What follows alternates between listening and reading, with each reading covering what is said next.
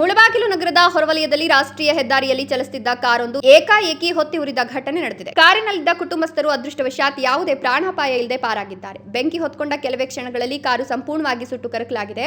ಬೆಂಗಳೂರು ಗ್ರಾಮಾಂತರ ಜಿಲ್ಲೆಯ ದೇವನಹಳ್ಳಿಯಿಂದ ಮುಳಬಾಗಿಲು ತಾಲೂಕಿನ ತಿಮ್ಮರಾವುತನಹಳ್ಳಿ ಗ್ರಾಮಕ್ಕೆ ದುರ್ಗೇಶ್ ಅವರ ಕುಟುಂಬ ಪ್ರಯಾಣಿಸುತ್ತಿದ್ದು, ಕಾರಿನಲ್ಲಿ ಒಟ್ಟು 5 ಮಂದಿ ಇದ್ರು. ಮುಳಬಾಗಿಲು ನಗರದ ಹೊರವಲಯದ ರಾಷ್ಟ್ರೀಯ ಹೆದ್ದಾರಿಯಲ್ಲಿ ಸಾಗ್ತಿದ್ದ ವೇಳೆ ಕಾರಿನಲ್ಲಿ ಏಕಾಏಕಿ ಬೆಂಕಿ ಕಾಣಿಸಿಕೊಂಡಿದೆ. ಬೆಂಕಿ ಕಾಣಿಸಿಕೊಳ್ತಿದ್ದಂತೆ ಕಾರಿನಲ್ಲಿದ್ದ 5 ಕೂಡಲೇ ಕಾರಿನಿಂದ ಹೊರಬಂದಿದ್ದು ಪ್ರಾಣಾಪಾಯದಿಂದ ಪಾರಾಗಿದ್ದಾರೆ.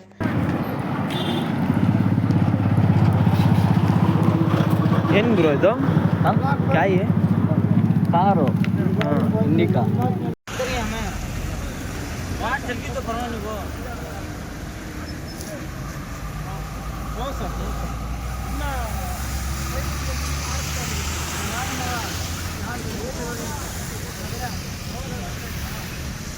ನೋಡ್ತಿದ್ದಂತೆಯೇ ಟಾಟಾ ಕಂಪನಿಯ ಬೋಲ್ಟ್ ಕಾರು ಸಂಪೂರ್ಣವಾಗಿ ಬೆಂಕಿಗಾಹುತಿಯಾಗಿದೆ. ಸ್ಥಳಕ್ಕೆ ಅಗ್ನಿಶಾಮಕ ಸಿಬ್ಬಂದಿ ಆಗಮಿಸಿ ಬೆಂಕಿ ನಂದಿಸಿದ್ದಾರೆ.